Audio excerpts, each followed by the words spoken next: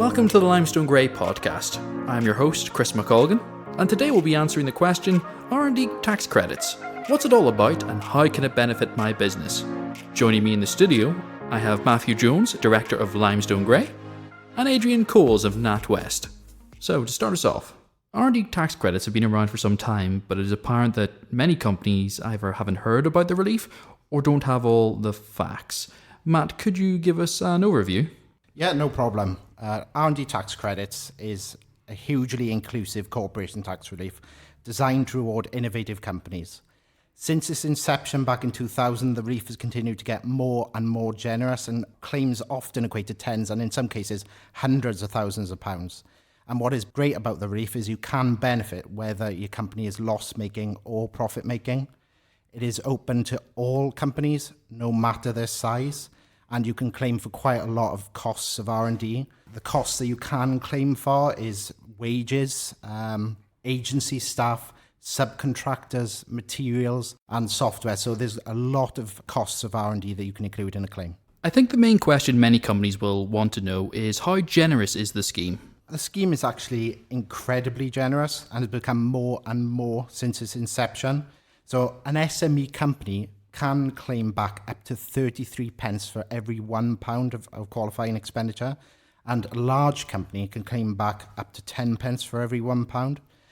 Just to give you a little bit of an idea of the size of the benefits that are actually realised, the average value of an SME claim per the latest statistics from HMRC show that an SME claims roughly £53,000 a year, and a large company can get, or the average is £270,000 a year. So it's often quite a large sum of money we're talking about. The relief seems like a fantastic support to businesses. As the level of support is so generous, does it make the relief quite restrictive and time-consuming to complete? No, quite the opposite. Like I say, the relief is open to all limited companies in all sectors. In order to put together a claim, we just really need to show or provide evidence that the company has undertaken a project that involved a degree of risk. HMRC's focus is on the work undertaken and not the outcome of the project itself. So what we're looking for is the challenges where the answer couldn't really be found on Google. You couldn't look it up in a book, and it wasn't widely known in the industry. It's up to the company to work out the solution. We appreciate that the majority of companies are thinking about making a claim after the project has actually taken place. However, if you are in the fortunate position to be thinking about it before commencing your work, we would always advise that the preparation is key. It just makes the whole claim process that little bit easier. So you want to be thinking about documenting the key challenges, the learnings and the solutions during the project. Sometimes, we're looking at R&D tax credits after the fact, and companies just need to rely on memory. If you haven't kept records, don't worry. We can still pull together a comprehensive claim, and we'll be able to advise on record-keeping strategies going forward. A good advisor will provide a high level of assistance throughout the whole process to make it as easy as possible. We appreciate that, company owners and directors have little spare time. We're able to alleviate the strain by putting a claim together for them. You mentioned the term project. What does this mean in the context of an R&D tax credit? Essentially, it can be broken down into three key areas. So the first one is create. So that is where a company is looking to create something new within the industry. So literally, they are breaking ground. The second one is improving.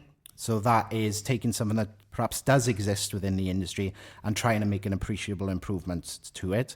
And the third one is actually duplication. So in some circumstances, perhaps you're in an industry where one of your rivals had a breakthrough, has kept how they've done that a trade secret, and you could be looking to try and do the same.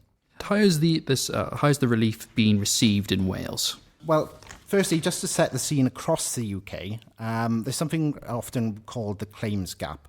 And what that is essentially it's believed that from the total pool of companies that qualify for the relief, it's roughly something like 20% of companies that are taking up the relief, and the remaining 80% just miss out. It's important to realise that innovation is happening in nearly every business. The relief is just not ring-fenced for pharmaceutical companies conducting groundbreaking research, which often a lot of people think it is. To break it down in simple terms, if your company has done anything perhaps along the lines of prototyping, testing, had to do a process of trial and error, research and investigation, and perhaps there wasn't mistakes made during the project, there is a good chance that what you've done could qualify. So to give a Welsh perspective, according to the most recent figures from HMRC, £70 million was claimed by Welsh businesses in 2016-17 year. That was up from 65 million claimed in the previous year. So we are getting better, but there's significant room for improvement.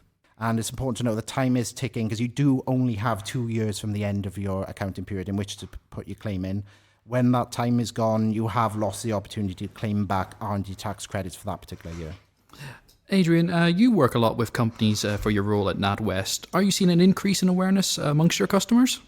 Yeah, we definitely are. I think we could see more awareness, though. Actually, I think, touching on what Matthew said, I think there's certain sectors, the manufacturing space, especially around automotive, lends itself to R&D tax credits. And I think it's incumbent upon me as the bank, or as the banker, and my colleagues and my peers, but also on the advisory community. Matthew touched on the work that Limestone Grey are undertaking. I think actually, we need to continually raise that awareness for business leaders because they are time pressured, resources tight, and actually there's so much news and noise gone in their own markets. They can kind of miss this, which is such a key part for a business strategically in terms of investment.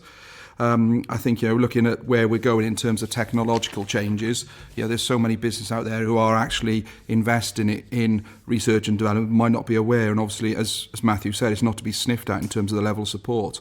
If it's spending money on paying qualified staff to attempt to solve what are first to be an insolvable problem, and as a result you are improving your product or service, then you could well be eligible for tax relief. And you think how much money that could help the business in terms of its longevity and strategic goals, whether that be recruitment or new plant and machinery, and opening new doors for new markets. So for me, it's something that can add to the sustainability of the business.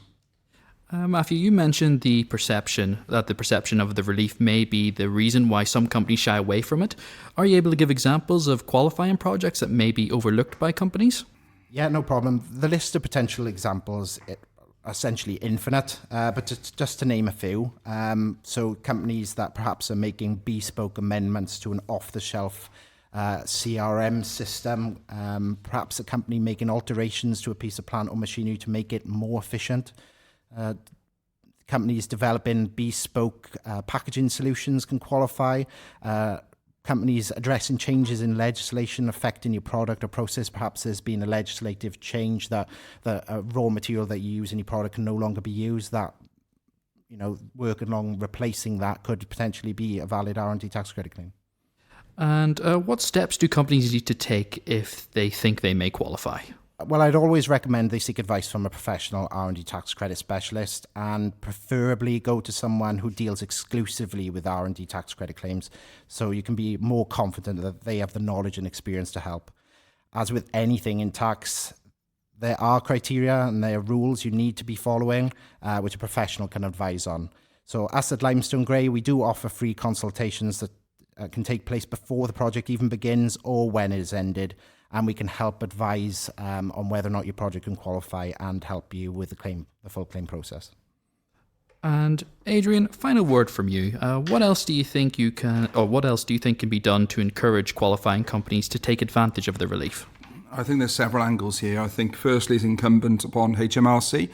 I think as much as HMRC won't be wanting to write checks out freely for businesses, but actually there's a wider strategic play for UK PLC. If businesses are actually receiving R&D tax relief, that allows them to be more sustainable, that allows longevity, and that allows UK GDP to prosper. So I think that's first and foremost. I think HMRC could be advertising and making this more public. I also think then second stage, I think in terms of businesses and the trade bodies they're part of. So if you look at the automotive sector, you've got Welsh Automotive Forum. I know they're champions of R&D tax relief. You look at the aviation and aerospace sector in Wales with the Wales Autospace Forum. I know they're champions of it. But again, there's many other food manufacturing businesses and every other kind of manufacturing business. Manufacturing anything from a table to a bottle to a glass to a seat, that those businesses are often part of trade bodies. I think the trade bodies can help their members by signposting businesses. Thirdly, I think, again, it's incumbent upon bankers. Bankers, the day of literally lending money and then seeing the customer in another year or so for a review, I think those days are gone. I think it's a lot more strategic, it's a lot more relationship focused. As a bank, NatWest and myself, leading on the manufacturing space for the region, we're pretty well connected individuals and well connected as a bank, and I think we work closely with these trade bodies, but also we need to come to the party with something different to our customers, and signposting someone like Matthew and Limestone Grey to our customers, which actually will help, again, Welsh PLC and help our local economy, I think is really, really vital. There's so much support out there, but I think actually everyone needs to realise actually we need to collaborate more and widen our own network to help Welsh PLC prosper. And that's all the time we have for today. I'd like to thank Matt Jones and Adrian Coles for their time. And if you have more questions on R&D tax credits, please log on to limestonegray.com. But until next time, bye-bye.